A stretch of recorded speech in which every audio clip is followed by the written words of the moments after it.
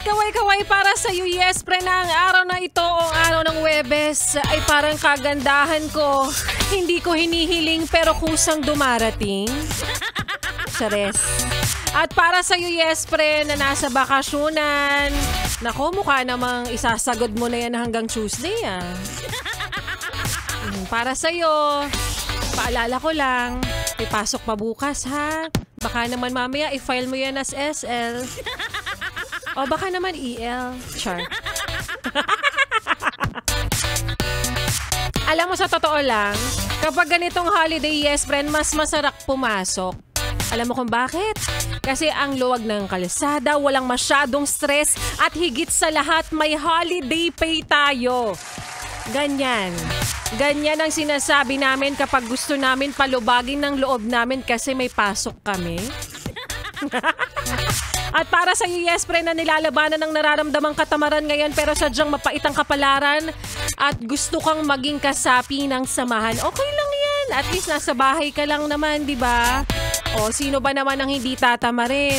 Kung ikaw aalis ka ng bahay dahil may pasok ka tapos yung mga kasama mo sa bahay, pa-movie-movie marathon lang? O, di ba? Okay lang. At least kami may overtime pay. Wala kayong pasok? Kami may pasok? Di naman masakit. Okay lang yan. Kaya para sa mga walang pasok today, dahil holiday, may ilang oras ka pa para wag sayangin ang araw na to. Itulog mo pa yan. Maayong hapon para sa mga maut at gwapa na yes pre natin. Kasama nyo na nga kapiling kachismisan, kakwentuhan at kaututang dila rin. Yes, totoo, hindi ka nagugulumihanan, hindi ka naaaalimpungatan. DJ Laika Barista ang iyong napapakinggan 3 p.m. to 6 p.m. Dito pa rin sa iyong solid na paboritong kabonding, ang 101.1 Yes FM. At para sa mga yes pa rin natin na nag-aabang na mamimigay ba ng papremyo si Laika Barista, bukas na lang.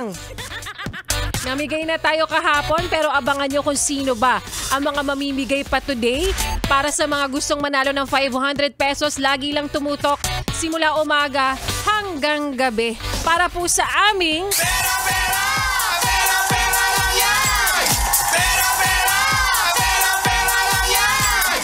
Simpleng paraan lang, yes, friend. Tulad ng aking sinabi, lagi ka lang tumutok simula umaga hanggang gabi para manalo ng 500 pesos. At ang lambing lang naman namin pabalik, huwag mo nang ilipat ang iyong stasyon.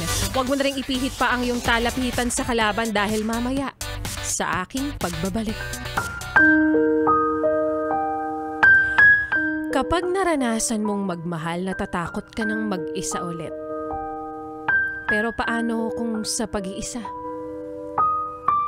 Mahanap mo ang tunay na saya. At yan nga, yes, pre, ng kwento na ating mapapakinggan mamaya sa aking pagbabalik para po sa ating Laika Barista Moments. May sabit yung boses ko, no? Kaka-fries. Kaya naman ituloy pa natin, yes, pre, ang pakikinig mo sa mga kantahan ko. Ngayong hapon kasama ang susunod na kanta na para sa'yo na hindi pinipili. Baka naman kasi meron ng ibang nilalande. Kaya naman here's palagi by TJ and KZ dito pa rin sa 101.1 Yes FM Solid.